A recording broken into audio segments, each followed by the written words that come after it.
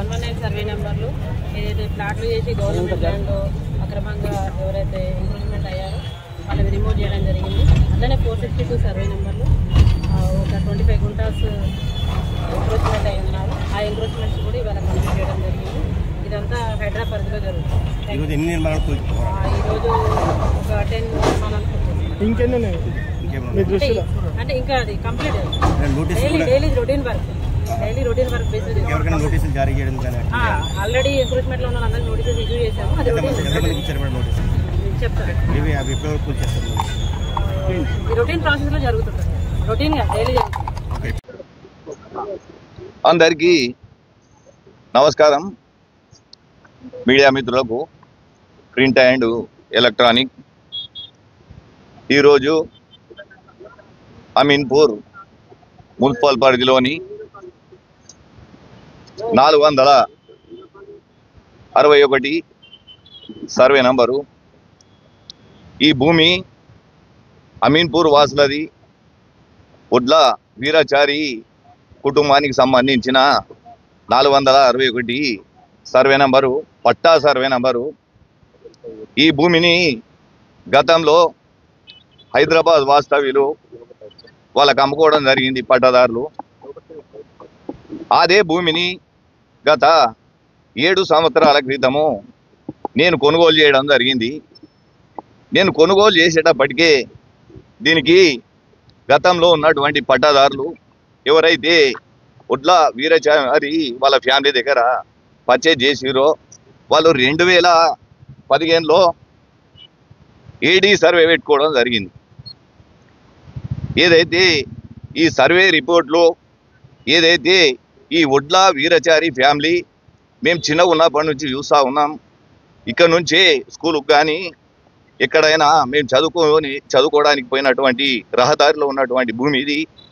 దీన్ని వాళ్ళు ఇక్కడ నాటేయడము, సాగు చేయడము మేమందరం చూస్తూ ఉన్నాం. మేమే కాదు, మా పెద్దవాళ్ళను ఎవరిని అడిగినా ఈ బండ ఎవరిది అంటే కమరోన్ బండ ఈ భూమి పేరు. దీన్ని నేను కొన్న తర్వాత గతంలో ఇందులో ప్రభుత్వ భూమి ఉంది. ఇది పట్టా నంబరు 461 కాదు 462 అని చెప్పి గత 15 రోజుల క్రితము నాకు నోటీస్ ఇవ్వడం జరిగింది. దానికి నేను ఎంఆర్ఓ గారి దగ్గరికి వెళ్ళడం జరిగింది. నేనే కాదు, నాతో పాటు గ్రామస్తులు, వైస్ చైర్మన్ అందరం పోవడం జరిగింది. ఎంఆర్ఓ గారికి క్లియర్గా చెప్పడం జరిగింది, మేడం మీ ప్రభుత్వ భూమి ఏదైతే 462 ప్రభుత్వ భూమి ఉందో బాజాప్తా నేను కూడా ఒక ప్రథమ పౌరుణ్ణి, 2 లక్షల జనాభాకు నేను జవాబుదారీగా ఇక్కడ పనిచేయాలి. కాబట్టి నాకు ప్రభుత్వ భూమి అవసరం లేదు. నేను కొన్నది ఏదైతే ఉన్నదో పట్టా నంబర్ భూమి కొన్నా, నేను ప్రభుత్వ భూమిని కొనలేదు. నా భూమిని నేను కొన్న తర్వాత 2021 ఏడికి సర్వే కోసము నేను అప్లై చేయడం జరిగింది, ఫీజు కట్టడం జరిగింది. కానీ ఈరోజు వరకు నా భూమిని కానీ కొలతలు చేయడానికి ఎవరు కూడా డిపార్ట్మెంట్లో వేసుగా నా భూమిని సర్వే చేయడానికి సహకరించలే. దాని సర్వే కూడా ఈరోజు వరకు చేయలే. దాన్ని పక్కన పెట్టేసి గత 15 రోజుల క్రితం మా గవర్నమెంట్ నంబర్ మేము సర్వే చేసుకున్నాం, నీ భూమిలో 13 గుంటల భూమి ప్రభుత్వ భూమి ఉంది అని వాళ్ళు నాకు నోటీస్ ఇవ్వడం జరిగింది.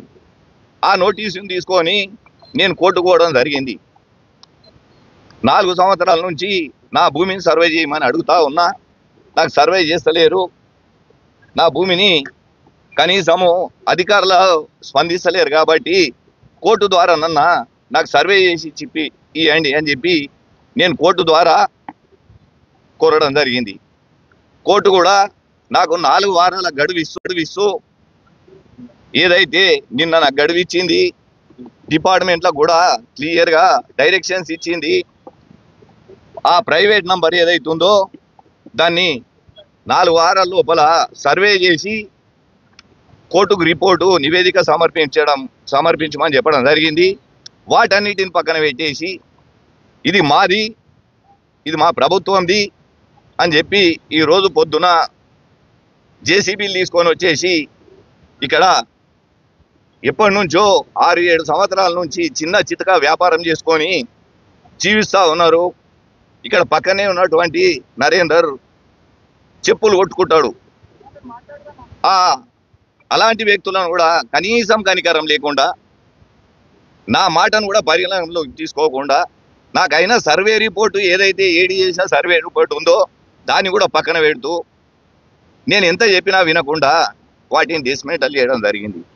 ఇదంతా చూస్తూ ఉంటే అసలు ఏం జరుగుతుంది?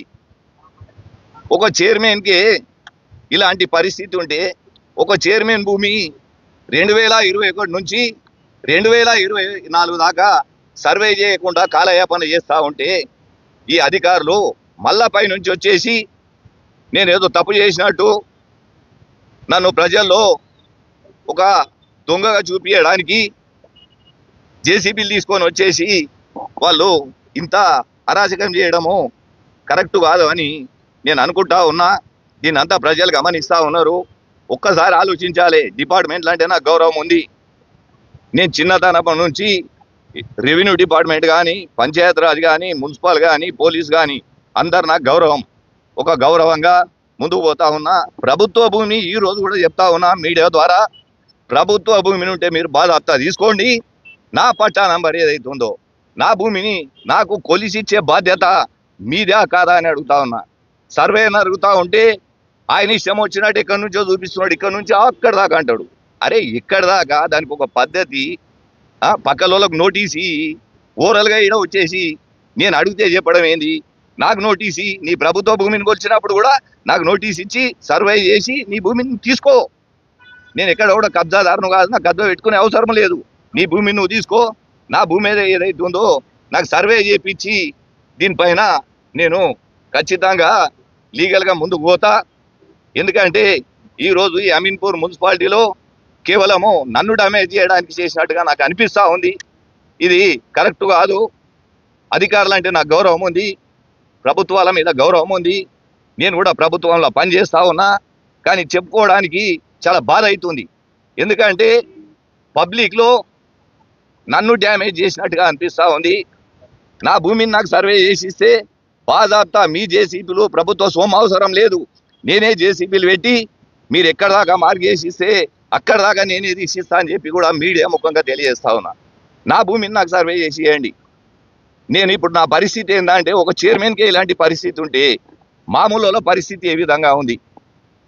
వీటన్నిటిని గమనించి ఇప్పటికైనా ఆలోచించి న్యాయంగా మీ పైన గౌరవం ఉంది కాబట్టి మీ గౌరవాన్ని మీరు కూడా కాపాడుకుంటూ ఇక్కడ మా గౌరవాన్ని కూడా కాపాడాలని చెప్పి ఒకసారి మీకు తెలియజేస్తూ, ఈ సర్వే చేసి ఇంత నష్టం చేసిరు, ఇంతమంది నష్టపరిచిరు, వాళ్ళంతా చిన్న చితక వ్యాపారం చేసుకొని బతికే వాళ్ళు. మీరు ముందే ఇన్ఫర్మేషన్ ఇచ్చి ఒకరి మీద ఒకరు చెప్తా ఉన్నారు. ఎంతవరకు కరెక్ట్ అని అడుగుతా ఉన్నా. మిమ్మల్ని అడగమంటే ఆడికి తోలిస్తారు, వాళ్ళని అడగమంటే ఈడికి తోలిస్తారు. అంటే ఇంతమంది పబ్లిక్లో నేను పేపర్లు పట్టుకొని చూడుండి అని చెప్పి మీడియా వాళ్ళ సమక్షంలో నేను తిరుగుతూ ఉంటే మీ డ్యూటీ మీరు చేయండి అని ఈ విధంగా వాళ్ళు ప్రవర్తిస్తూ ఉన్నారు. అది కరెక్ట్ కాదు. మాలాంటి వాళ్ళకి ఇలాంటి పరిస్థితి ఏర్పడితే సామాన్యమైన జనాలకి ఈ విధంగా పరిస్థితి ఉంటుందని చెప్పి కూడా మీడియా కూడా గమనించింది. మీడియా సోదరులు కూడా ఒక్కసారి ఆలోచించాలి. న్యాయబద్ధంగా ఆలోచించి ఏదైతే డిపార్ట్మెంట్లు ఉన్నాయో వాళ్ళను కూడా చాలా చక్కగా చుట్టుముట్టున్నటువంటి పట్టాదారులకు ఇప్పటికైనా చుట్టుముట్టున్నటువంటి పట్టాదారులకు నోటీసులు ఇవ్వండి. అందరి సమక్షంలో సర్వే చేయండి, నివేదిక కోర్టుకు సమర్పించండి అని చెప్పి మిమ్మల్ని ఒకసారి ఈ మీడియా ముఖంగా కోరుకోవడం జరుగుతాం.